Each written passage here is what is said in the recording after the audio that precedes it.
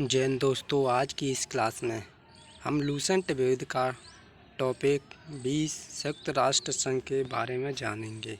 तो class start करने से पहले जो भाई चैनल पर नया आया है वो चैनल को सब्सक्राइब कर लें, वीडियो को शेयर कर दें।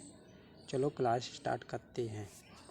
तो दोस्तों, संयुक्त राष्ट्र संघ अथवा यूनाइटेड नेशन का नाम अमेरिका के तत्कालीन राष्ट्रपति फ्रैंकलिन डी रूजवेल्ट द्वारा प्रदान किया गया था। संयुक्त राष्ट्र की रूपरेखा का निर्माण करने के लिए बड़े राष्ट्रों के प्रतिनिधियों का सम्मेलन 21 अगस्त 1944 में हुआ था, जो कि वाशिंगटन के डम्बार्टन ओक्स भवन में आयोजित किया गया, जो 7 अक्टूबर 1944 तक चला।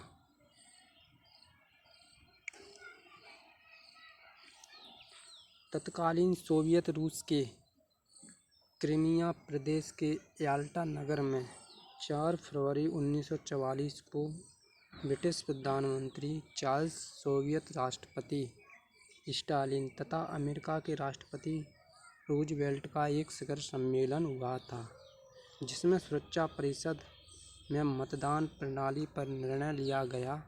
संयुक्त राष्ट्र संघ की स्थापना 24 अक्टूबर 1945 को हुई। दोस्तों, संयुक्त राष्ट्र संघ के जो संस्थापक सदस्य देशों की संख्या उस समय 51 थी। 26 जून 1945 को अधिकार पत्र पर केवल 50 राष्ट्रों के प्रतिनिधियों ने हस्ताक्षर किए थे। बाद में इस पर हस्ताक्षर कर पोलैंड 51वां संस्थापक सदस्य बना। वर्तमान में संयुक्त राष्ट्र संघ के सदस्यों की संख्या 193 थी। दोस्तों, पहले शुरुआत में 50 लोगों ने साइन किए थे, उसके बाद 51वां देश पोलैंड रहा और वर्तमान में बात करेंगे 193 है, जिसमें से 193 वाला देश दक्षिणी सूडान है। संयुक्त राष्ट्र संघ का मुख्यालय की बात करेंगे, जो कि न्यूयॉर्क शहर में स्थित है। इसका भवन की बात करें 70 एकड़ जमीन पर 39 मंजिल बना हुआ है, जो कि मैनहट्टन द्वीप में स्थित है। चलो आगे। 70 जो एकड़ जमीन थी वो जॉन डी राफेल ने दान में दी थी। इसी में इसका सचिवालय बना हुआ है। संघ का मुख्य कार्यालय 1952 में बनकर तैयार हुआ। यहाँ इसकी महासभा की प्रथम बैठक अक्टूबर 1952 में आयोजित की गई। संयुक्त राष्ट्र संघ का जो ध्वज है दोस्तों, संयुक्त राष्ट्र संघ के ध्वज की पृष्ठभूमि हल्की नीली और उस पर सफ़ेद रंग से राष्ट्र संघ का प्रतीक बना हुआ है। यह प्रतीक 2 जैतून की वक्राकार शाखाएं जो ऊपर से खुली और उसके बीच विश्व का मानचित्र बना हुआ है।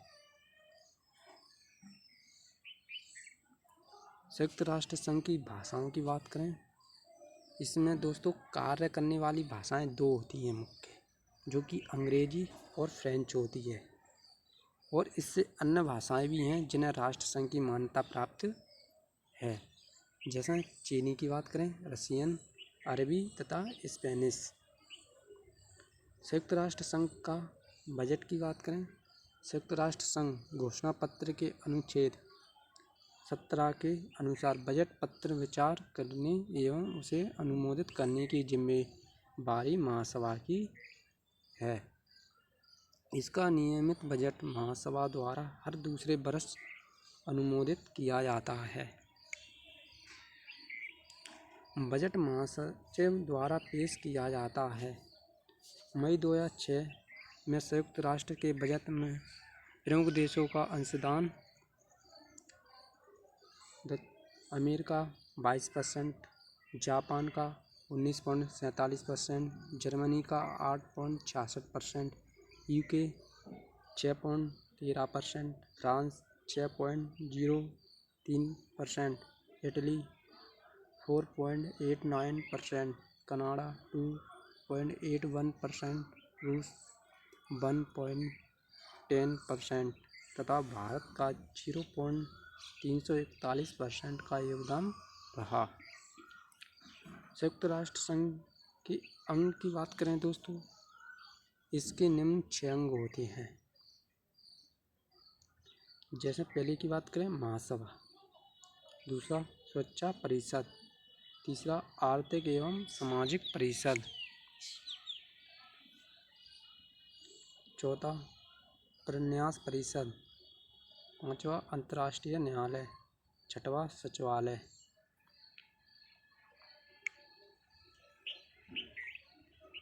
नोट, नीदरलैंड में हेग स्थित अंतर्राष्ट्रीय न्यायालय के अतिरिक्त सभी अंग संयुक्त राष्ट्र के न्यूयॉर्क स्थित मुख्यालय में हैं। जहाँ तक दोस्तों सभी के मुख्यालय न्यूयॉर्क में स्थित है। चलो महासभा की बात करें।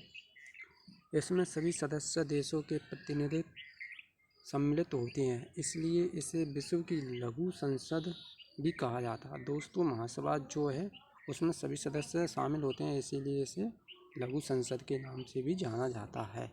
इसे याद रखना। प्रत्येक देश जिसमें 5 प्रतिनिधि भेज सकता है, जो प्रत्येक देश है वो अपने 5 व्यक्तियों को इस संसद में भेज सकता है, परंतु उनका जो वोट होगा वो एक ही माना जाएगा। ठीक है दोस्तों। महत्वपूर्ण प्रश्न जैसे शांति एवं सुरक्षा से जुड़े मुद्दे, नए सदस्यों का प्रवेश और बजट निर्णय के लिए 2/3 बहुमत की ज़रूरत होती है। दोस्तों इसमें जो नए सदस्य जुड़ते हैं या बजट निर्णय की बात आती है तो उसमें 2/3 लोगों का बहुमत होना जरूरी है। ठीक, चलो आगे।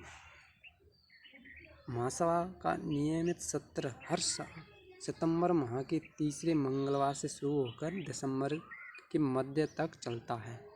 जब दोस्तों इसमें नियमित जो भी सत्र लागू होता है या बैठक होती है वो सितंबर माह से तीसरे मंगलवार से शुरू होकर दिसंबर के मध्य तक बैठक रहती है। और प्रत्येक नियमित सत्र की शुरुआत महासभा एक नए अध्यक्ष, 21 उपाध्यक्ष और महासभा की 7 मुख्य समितियों के अध्यक्षों का चुनाव करती है। ये सत्र जो नियमित रूप से शुरू होगा दोस्तों, वो महासभा एक नए सदस्य, नए अध्यक्ष और 21 उपाध्यक्षों का महासभा की 7 मुख्य समितियों के अध्यक्षों का चुनाव करती हैं। नियमित सत्र के अलावा महासभा की सुरक्षा परिषद के आग्रह पर विशेष सत्र आयोजित किए जाते हैं।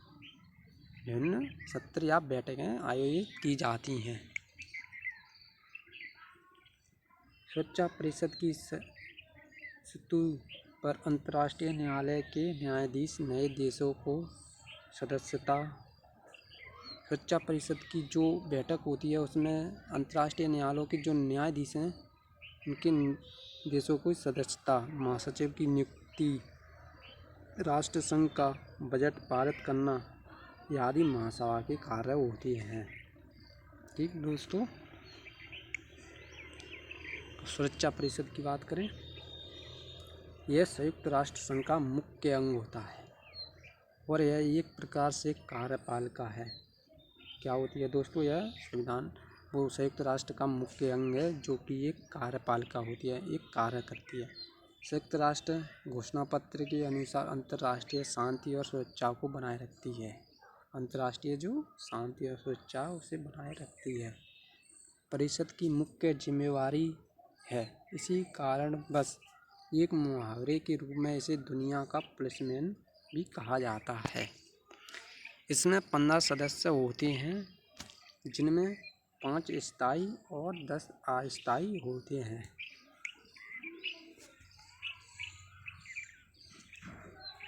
पाँच स्थायी सदस्यों की बात करें दोस्तों, जिसमें अमेरिका है, रूस है, ब्रिटेन, फ्रांस, चीन, ये स्थायी सदस्य देश हैं। अस्थायी सदस्यों का निर्वाचन महासभा अपने 2/3 बहुमतों से 2 वर्षों के लिए करती है। अस्थायी जो सदस्य हैं दोस्तों वो निर्वाचन सभा के द्वारा 2/3 बहुमतों से प्रत्येक 2 वर्ष के लिए होता है। उसके बाद वो हट भी सकते हैं और दोबारा से बन सकते हैं। संयुक्त सुरक्षा परिषद के प्रत्येक सदस्यों का एक वोट होता है। जैसा वह दोस्तों हमने समझा, अगर 5 प्रतिनिधि भी आएंगे तो उनका भी एक वोट माना जाएगा। इसी तरह इनका एक वोट होता है। प्रक्रिया संबंधी मामलों में निर्णय के लिए 15 में से 9 सदस्यों द्वारा संक्रात्मक मतदान आवश्यक होता है, जिसमें 5 स्थायी सदस्य सकारात्मक मत आवश्यक होते हैं। दोस्तों, इसमें 15 में से 9 सदस्यों की इच्छा होगी तभी किसी दूसरे देश को इसमें शामिल किया जाएगा। जिसमें से दोस्तों स्थायी सदस्यों में से 5 के 5 का मत होना चाहिए और अन्यों में से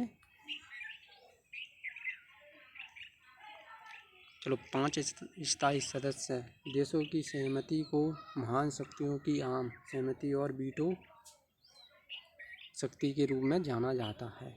जो 5 सदस्य हैं उनके पास दोस्तों वीटो पावर होती है। वो किसी देश को चाहे तो इसमें शामिल कर सकते हैं और नहीं भी कर सकते हैं। ठीक दोस्तों, यदि कोई स्थायी सदस्य किसी निर्णय से सहमत नहीं है तो वह नकारात्मक मतदान करके अपने वीटो के अधिकार का प्रयोग कर सकता है। इस दिशा में 15 में से 14 सदस्य देशों के समर्थन की बावजूद प्रस्ताव स्वीकार नहीं होता। दोस्तों ऐसा है, इसमें से जो स्थायी सदस्य होते हैं उनमें से अगर 4 ने मतदान स्वीकार कर लिया और 1 ने नहीं किया और उसमें से सब ने, तो किसी भी देश को इसमें शामिल नहीं कर सकते।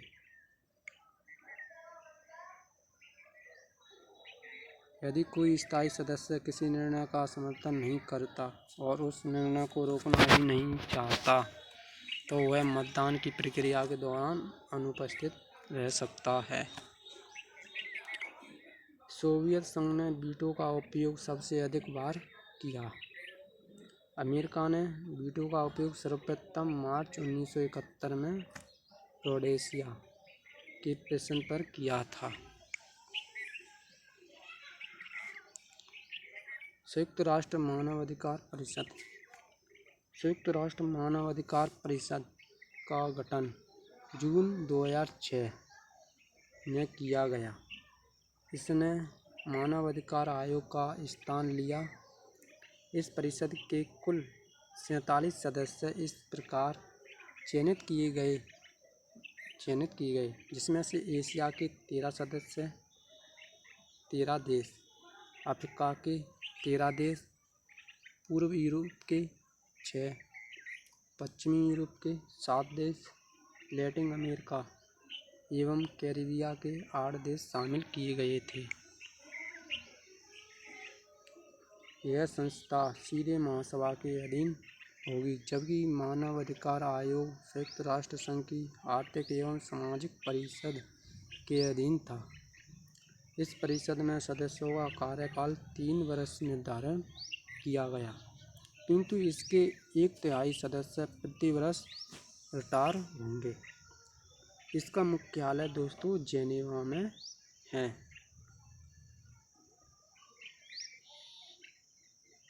इसके अस्तित्व में आने के बाद इसमें प्रथम याचिका नोबेल पुरस्कार विजेता 1991 एवं म्यांमार की लोकतंत्रवादी नेता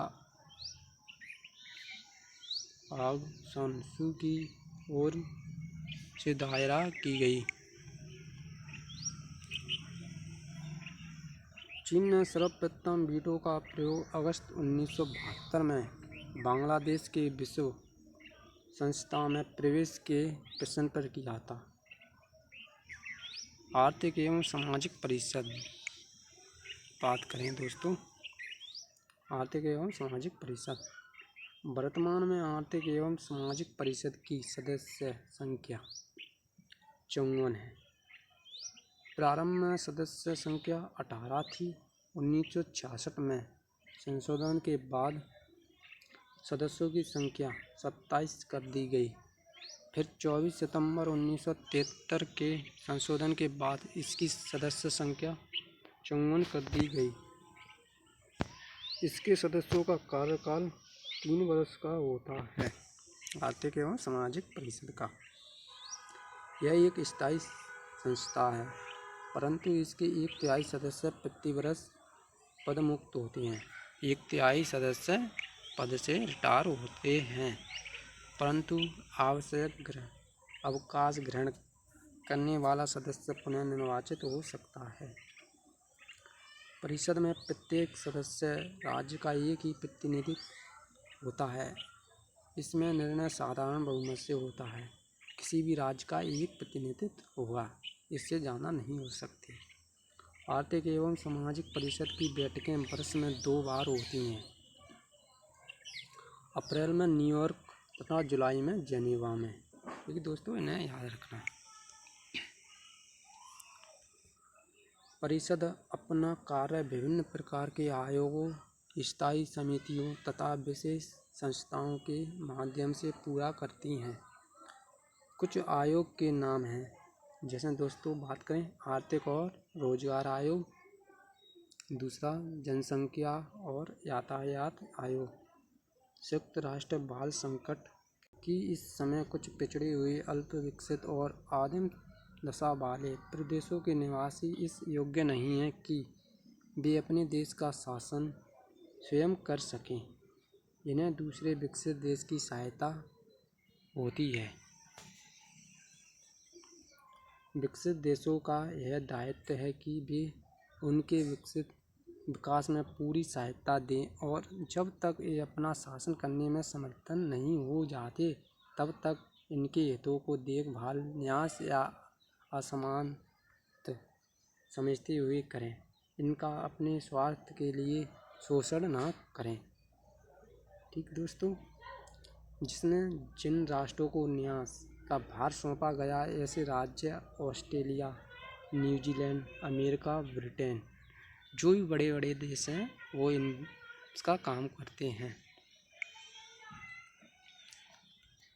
रूस, चीन एवं फ्रांस सुरक्षा परिषद के ऐसे स्थायी सदस्य देश हैं जिनके शासन में कोई न्यास क्षेत्र नहीं है। न्यास परिषद में वर्तमान में 12 सदस्य हैं, जिनमें 4 प्रबंधकर्ता देश, 3 सुरक्षा परिषद के स्थायी सदस्य होने के कारण स्थायी सदस्य और 5 निर्वाचित सदस्य। नवंबर 1994 में अमेरिका द्वारा प्रकाशित प्रशांत द्वीप पलाउ के स्वतंत्र होने के साथ ही न्यास परिषद के कार्य लगभग समाप्त हो गए। ठीक दोस्तों, सचिवालय संयुक्त राष्ट्र संघ के दिन प्रतिदिन के कामों को निपटाता है। सचिवालय का प्रमुख महासचिव होता है। कौन होता है दोस्तों? महासचिव होता है, जिसे महासभा द्वारा सुरक्षा परिषद की सिफारिश पर 5 वर्ष की अवधि के लिए नियुक्त किया जाता है। महासचिव को द्वारा भी नियुक्त किया जा सकता है। ठीक दोस्तों, संयुक्त राष्ट्र के महासचिवों की सूची के बारे में जानेंगे, जिसमें से त्रिगवेली नॉर्वे फरवरी 1940 से नवंबर 1992 तक रहे।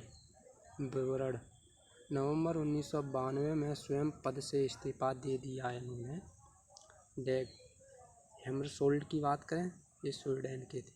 अप्रैल 1993 से सितंबर 1961 तक पद पर रहे। सितंबर 1961 में अफ्रीका में हवाई दुर्घटना में इनकी मृत्यु हो गई। तो ठीक, यू थाट म्यांमार की नवंबर 1961 से दिसंबर 1971 तक पद पर रहे।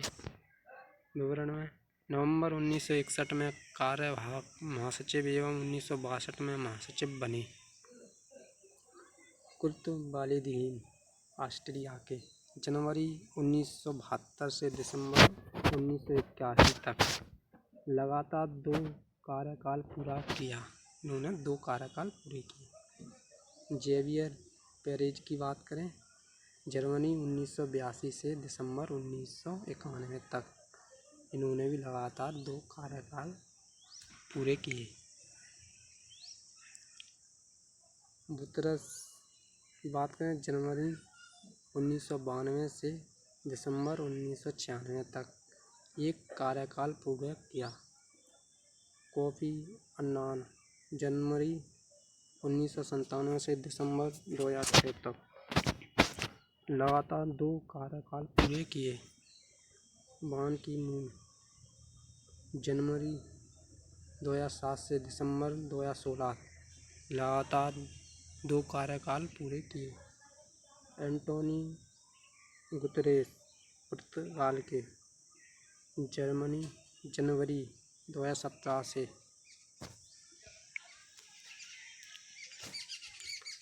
संयुक्त राष्ट्र स्टाफ कॉलेज अंतर्राष्ट्रीय श्रम संगठन ILO के प्रशिक्षण के केंद्र के कैंपस के साथ इटली में स्थापित किया गया।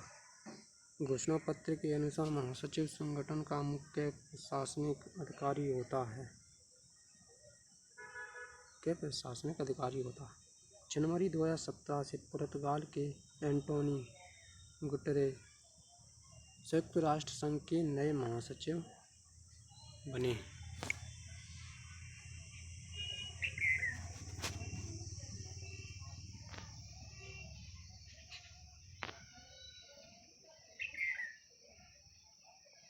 चलो संयुक्त राष्ट्र विशिष्ट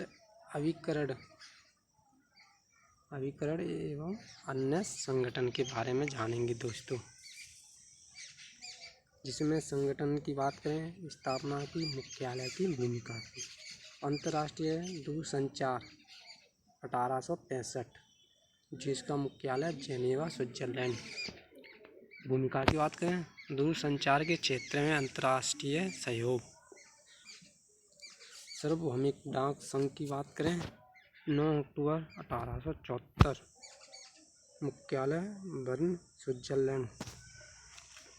भूमिका के बीच संचार बढ़ाने के उद्देश्य से विश्व भर में डाक सेवाओं के क्षेत्र में अंतर्राष्ट्रीय सहयोग करना। अंतर्राष्ट्रीय श्रम 11 अप्रैल 1919 मुख्यालय जेनेवा स्विट्जरलैंड। भूमिका श्रमिकों की स्थिति में सुधार एवं उनके जीवन स्तर को उन्नत करना। 1969 में संगठन को उसकी 50वीं वर्षगांठ पर नोबेल शांति पुरस्कार मिला। विश्व पर्यटन संगठन WTO 1925 स्थापना मैड्रिड स्पेन। भूमिका पर्यटन के माध्यम से आर्थिक वृद्धि एवं रोजगार के अवसर पैदा करना। पर्यावरण संरक्षण तथा पर्यटन के विरासत स्थलों को प्रोत्साहित करना। अंतर्राष्ट्रीय नागरिक उड्डयन 7 दिसंबर 1944 मॉन्ट्रियल कनाडा। अंतर्राष्ट्रीय नागरिक उड्डयन के मानदंड तथा नियम निश्चित करना तथा नागरिक उड्डयन की समस्याओं का अध्ययन तथा उनका निदान प्रस्तुत करना। संयुक्त राष्ट्र खाद्य एवं कृषि संगठन की बात करें संगठन 16 अप्रैल 1945 रोम इटली। भूमिका विश्व भर में कृषि एवं पोषण में सुधार लाकर जीवन स्तर को बढ़ाना। अंतर्राष्ट्रीय मुद्रा कोष 27 दिसंबर 1945 वाशिंगटन DC अमेरिका। सदस्य देशों को विदेशी विनिमय में सुधार, अंतर्राष्ट्रीय व्यापार एवं भुगतान को प्रोत्साहित, सदस्य देशों की आर्थिक उन्नति मदद करने के लिए अंतर्राष्ट्रीय मजबूती। विश्व बैंक 1944 वाशिंगटन DC।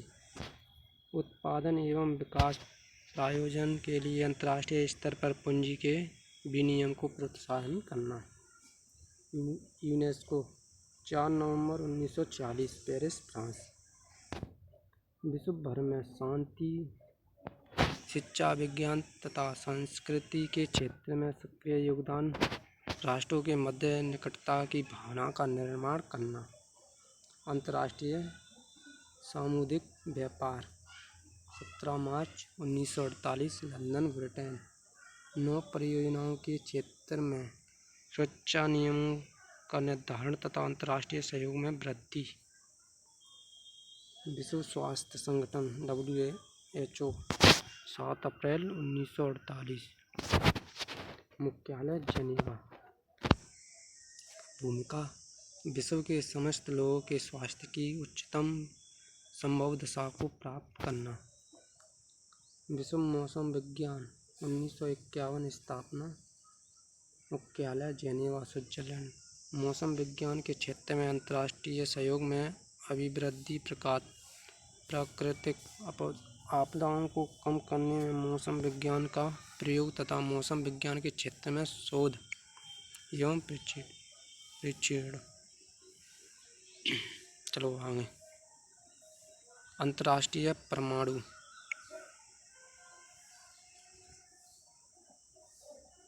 29 जुलाई 1957 वियना ऑस्ट्रिया। परमाणु ऊर्जा के शांतिपूर्ण उपयोग को प्रोत्साहन देना। संयुक्त राष्ट्र औद्योगिक विकास 1966 वियना ऑस्ट्रिया। विश्व भर में लोगों की समृद्धि, आर्थिक मजबूती तथा जीवन स्तर में सुधार के लिए औद्योगिक आधार तैयार करना। विश्व बौद्धिक संपदा 1967। मुख्यालय जेनेवा स्विट्जरलैंड। बौद्धिक संपदा के लिए सम्मान बढ़ाना, बौद्धिक संपदा को संरक्षण तथा उसके उपयोग में तेजी लाना। अगले की बात करें, अंतर्राष्ट्रीय कृषि विकास कोष 13 जून 1976 रोम। मुख्यालय।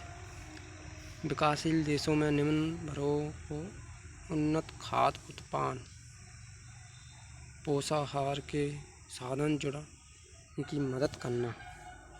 विश्व व्यापार संगठन 1 जनवरी 1995 जेनेवा स्विट्जरलैंड। भूमिका बहुपक्षीय अंतर्राष्ट्रीय व्यापार प्रणाली के लिए संस्था, कानून आधार उपलब्ध कराना। व्यापार परमाणु परीक्षण की बात करें दोस्तों 1999 वियना ऑस्ट्रिया। CTBT के प्रावधानों का भूमंडलीय स्तर पर प्रमाणित। रासायनिक हथियार निषेध 29 अप्रैल 1997 द हेग नीदरलैंड। दोस्तों अंतर्राष्ट्रीय न्यायालय की बात करें, अंतर्राष्ट्रीय न्यायालय की स्थापना हेग नीदरलैंड में 3 अप्रैल 1940 को की गई। अंतर्राष्ट्रीय न्यायालय की संविधि में 5 अध्याय तथा 70 अनुच्छेद। इनमें न्यायाधीशों की संख्या 15 रखी गई है।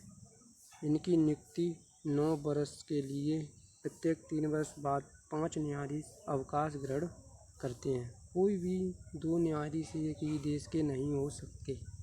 ठीक है दोस्तों, इसमें क्या होता है, 3 वर्ष के बाद 5 न्यायाधीश अवकाश ग्रहण कर लेते हैं और कोई भी 2 न्यायाधीश एक देश के नहीं हो सकते।